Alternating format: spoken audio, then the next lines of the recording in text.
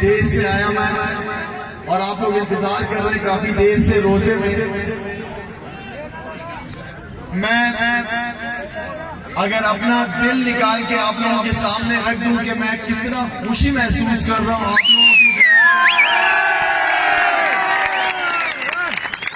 کہ میں ایک خوبصورت زمین پہ خوبصورت لوگوں کے بیچ میں ہوں.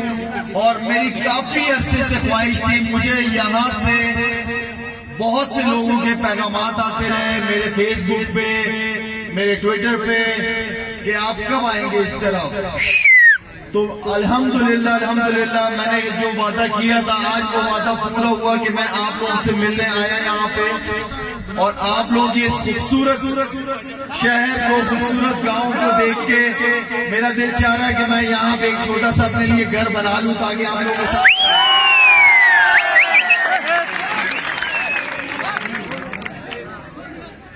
مجھے خوشی کے ساتھ ساتھ دکھ بھی ہے اور افسوس بھی ہے کہ یہاں سے 2 کلومیٹر کے فاصلے پر میرے وہ کشمیر بھائی وہ کشمیر بہنیں ہیں جو پتہ نہیں کتنے عرصوں سے ہندوستان کی فوج کے نشانے بنے ہوئے ان کے ظلم اور ستم کے نشانے پہ ہیں وہ لوگ.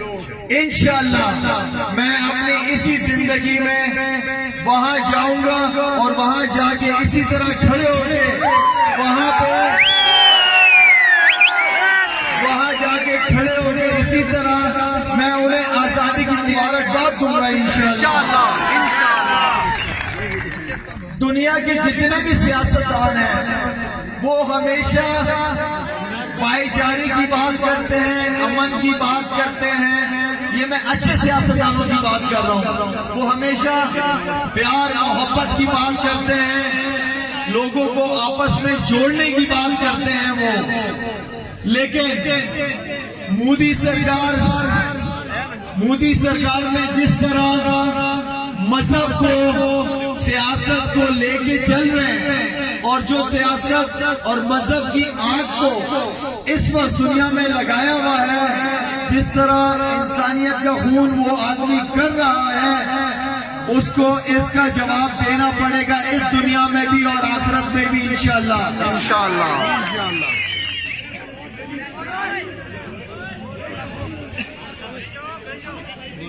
مودی صاحب کو ایک بات لازمی کہوں گا کہ اتنے چھوٹے سے کشمیر پہ انہوں نے 7 لاکھ فوج کھڑی کی ہوئی ہے. کیا وہ اتنا بہادر آدمی ہے کہ ایک چھوٹے سے کشمیر میں 7 لاکھ فوج اور یہ 7 لاکھ فوج تو ہمارے پورے پاکستان کی 7 لاکھ فوج ہے. لیکن مودی صاحب ہماری پاکستان کی فوج تو 7 لاکھ ہے لیکن اس 7 لاکھ فوج کے پیچھے 22-23 کروڑ عوام وہ پیچھے کھڑی ہے. ہماری پاک فوج نے جو قربانیاں دی ہیں چاہے وہ کوئی بھی صوبہ ہو کوئی بھی بارڈر ہو ان سب کو فوجی جوانوں کو میں سلوٹ کرتا ہوں.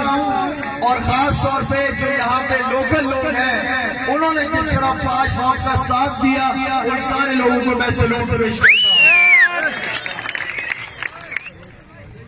میرے خیال میں مودی صاحب یہ کرونا جو وبا ہے یہ تو ختم ہو جائے گی لیکن آپ کے دل و دماغ میں جو بیماری اس وقت مذہب کے حوالے سے اور مسلمانوں کے حوالے سے چل رہی ہے وہ بہت بڑی وبا ہے.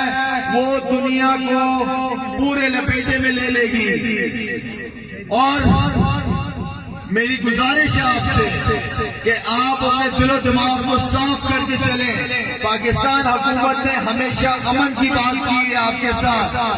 آپ جو اپنے چوزے بھجواتے رہتے ہیں کبھی افغانستان کے ذریعے کبھی بلوچستان میں کبھی یہاں سے اور کبھی ہوا کے ذریعے چوزے بھجواتے ہیں ان کو ہم گراتے ہیں ان کو چائے پلاتے ہیں اور وہ یہ بتاتے ہیں کہ چائے بہت زبردست تھی پاکستان کی اور ہم آپ کے وہ چوزے آپ کو واپس بھجواتے ہیں کسی کے پریشر سے نہیں. صرف ہم امن پسند قوم ہیں ہم امن چاہتے ہیں. وہ دن بھی مجھے یاد ہے جب واجپئی صاحب کی حکومت تھی تو پاکستان اور انڈیا کے بارڈر کھلے ہوئے تھے. انڈیا کے لوگ پاکستان میں آتے تھے اور پاکستان کے لوگ انڈیا میں جاتے تھے. آپس میں ہمارے تعلقات بہت زبردست تھے. لیکن آپ جو آگ لگا رہے ہیں, مجھے یہ لگ رہا ہے کہ جو آگ آپ لگا رہے ہیں اس میں کہیں ہندوستان کے پڑھے لکھے عزت مند اچھے لوگ کہیں اس آگ میں نہ جل جائیں آپ کی وجہ سے. اور مودی صاحب ایک اور بات میں آپ کو بتا دوں کہ ہمارے بڑوں نے آپ کے بڑوں کو پہلے ہی بتا چکے ہیں کہ آپ کے پاس ایک ملک ہے, ہمارے پاس بہت ملک ہے. مذہب کی لڑائی نہ لڑیں, پیار اور امن کی بات کرنے والے لوگ ہیں. ہم پیار سے بات کریں گے, پیار سے جواب دیں گے. اگر گولی سے کریں گے تو وہ جواب بھی ہمیں دینا آتا ہے. اللہ اکبر, زندہ باد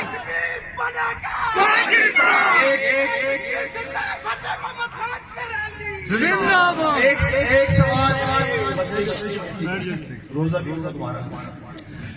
ایک اور چیز کہ ایک سوال میں پہلے بھی پوچھتا تھا اور ایک سوال میں آج دوبارہ اس زمین پہ کھڑے ہو کے پوچھوں گا کہ ہماری پاک فوج نے اور حکومت نے یونائیٹڈ نیشن کی ٹیم کو یہاں پہ بلایا کہ تاکہ وہ گواہ رہے کہ کون فائر کرتا ہے اور کون سویلینز کو مارتا ہے, بچوں کو, عورتوں کو, بڑوں کو, بزرگوں کو کون ٹارگٹ کرتا ہے بارڈر کے ایل او سی پہ.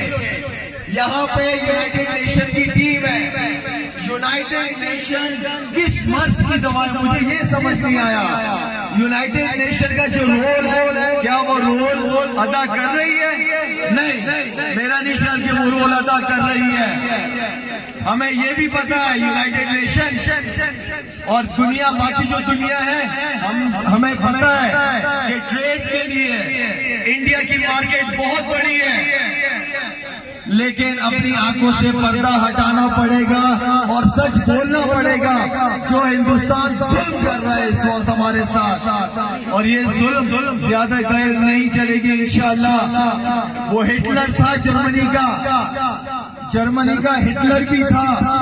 جب ہٹلر مر گیا تو جرمنی کی قوم ساری زندگی بلکہ ابھی تک شرمندہ ہے اور معافی مانگتی ہے ساری دنیا سے. مودی صاحب وہ دن نہ آ جائے کہ آپ کے جانے کے بعد پورا ہندوستان شرمندہ ہو اور پوری قوم سے آنکھ اور دنیا سے آنکھ نہ ملا سکے آپ کی وجہ سے. اس دن سے ڈرے آپ. میرا کشمیر سے تعلق کوئی ابھی کا تعلق نہیں ہے. میرا کشمیر سے تعلق بہت پرانا تعلق ہے. میں پہلے بھی بتا چکا ہوں کہ میرے دادا عبدالباقی صاحب کو یہاں کے وزیر اعظم نے غازی کشمیر کا لقب دیا.